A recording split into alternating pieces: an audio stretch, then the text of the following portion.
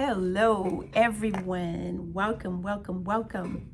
I'm Olivia S. Benson, and yes, I do have to use the S because if not, you will find Marissa Hargitay instead of Olivia S. Benson. And also, you could run into Taylor Swift's cat. So please make sure when you're looking for me that you put the S in it. If it's not your first time, you know that we're currently discussing my book, For the Love of My Father, a spiritual guide for women healing from the absence of a father in the age of spiritual evolution. If you find our conversation or discussion here today interesting, please make sure and give me a thumbs up and also consider subscribing. If you're already a subscriber or this is not your first time, thank you very much and welcome back.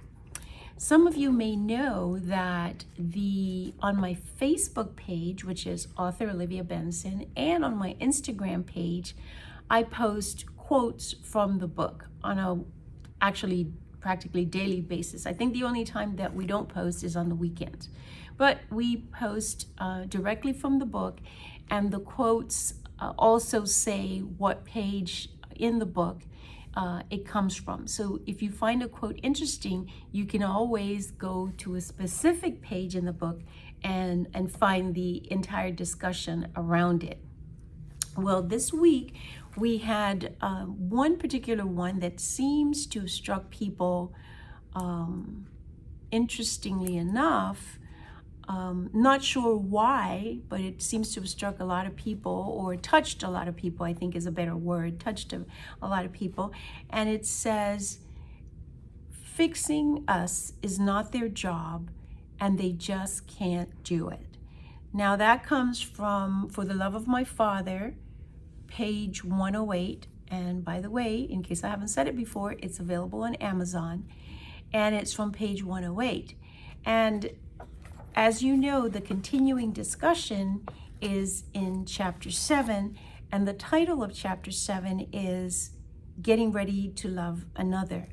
Basically, the entire chapter talks about my experience in terms of the work, the healing work that was necessary for me to be really healed and prepared in the best way possible for a healthy, intimate relationship. And so the things that come out of the chapter address just that.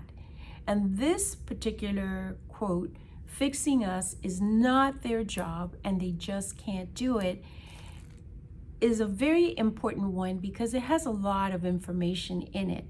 It's not just that they can't fix us because it's our responsibility or it's not their responsibility. In my experience, it is that really nobody else can fix you but yourself. And there are a couple of things that are important with that. First of all, in this book, we're talking about issues that arose or things that we experienced or that some people experience as a result of having an absent father or having a bad relationship with their father. So this is the context in which we're having this discussion when we say fixing us is not their job and they just can't do it. So let's presume for purposes of a discussion that whatever your traumas are present in your life, in your mind, in your body, they're yours. And there's a point in the book where I say that even if your father was alive, and if he was willing to ask for forgiveness, redemption, or work his way into your life, he would still not be able to heal you. You would still have to do the work that would be required for you to feel better. Your dad, your father, your daddy could come into your life, he could apologize, and that would make you feel better. But if you have anger, resentment, bitterness, or any of the emotions that usually happen or accumulate as a result of different difficult experiences with your father, You are the only one that can sit down with yourself, work with yourself, work on yourself, and then get yourself to the point where you release those emotions. Don't get me wrong.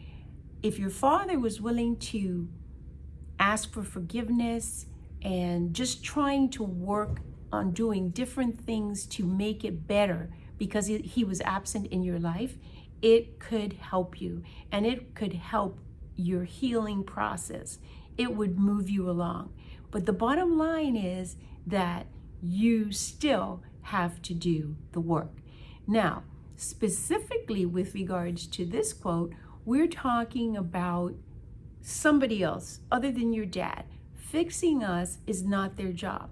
So as a woman who grew up with their father, without their father, or had a difficult relationship with their father, or had no relationship with their father, we are specifically now talking about another person who comes into a relationship with you, and for some reason, whether because you don't realize it or not, whether you don't realize it or for whatever other reason, now all of a sudden you are expecting, either consciously or subconsciously, you're expecting this person to really sort of fix you, to get you right, to make everything right.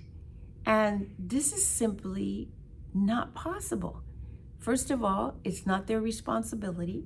If we were trying to give out responsibility, it would certainly be your father's, and secondarily yours, or I would say that in reverse. Primarily yours, and secondarily your father's, because you cannot depend on your father, even if he was offensive, even if he was a bad dad, even if he was absolutely absent.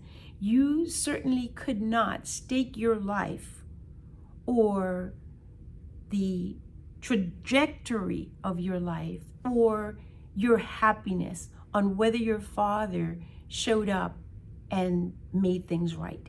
The only person that absolutely has the power to do that is you, regardless of whether he shows up or not. If your father, for many people, this father has already passed on. And the fact that he is no longer here doesn't make it impossible for you to heal yourself, because you have the ability to do that. You have the ability, and when I say you have the ability, I'm not talking about, as I say often, I'm not talking about a magic wand. I'm talking about you getting to understand who you are, getting to understand yourself spiritually, and being able to use forgiveness and other spiritual tools to really be able to heal yourself. So aside from whether your father is around and able to do anything to help you in your process, what we're talking about in this post is us coming into relationships and either not being aware or having expectations, not being aware that we have expectations that somebody else, some male, because that's what we're talking about in this particular case, heterosexual relationships, that some male is going to come into your life and fix you and fix everything. That is not a possibility. And not because people haven't tried, because obviously people come into your life and, you know, for the most part, we are just absolutely, you know, I don't want to generalize, but most human beings are just at the core, just really sweet and kind and generous. A lot of us have outer shells that we put on, but there's a lot of gooey stuff in the middle. And somebody would come into your life and say, wow, what an amazing person you are, and really want to work to fix you. But that, generally speaking, does not work. I think that most of us would agree with that just nobody can come in and do it for you. You first of all have to want to do it, then you have to do the work itself, and then you have to live that life. There is, it's like reading a book. You can read the book, but then there is the practice. And the interesting thing about it is that the practice means just that. It's not just you read the book and you got the information and so on, but there is a repetition of the practice. It has to happen on a repeated basis before you assimilate it, before it becomes yours.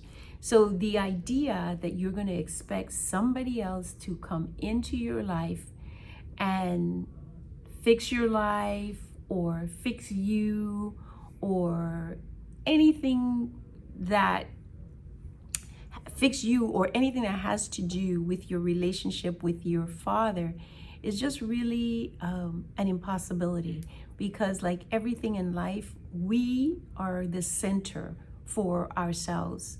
And I like to say often that, and I said it it's in the book, we have, our first person is us. We have a relationship with ourselves, and we have a responsibility to work on ourselves and do things that need to be done to make us better. If you have expectations that someone is going to come out of the sky and just make you right, it's really unreasonable. It's really unrealistic. And many times I know for myself, especially when you're not aware, that maybe I had times where I expected something from a male in a relationship, a man that I was in relationship with, that was really based on a lacking in myself. Because if I was whole and complete and aware and understood the issues that were present in my life, maybe I wouldn't have expected certain things in certain ways.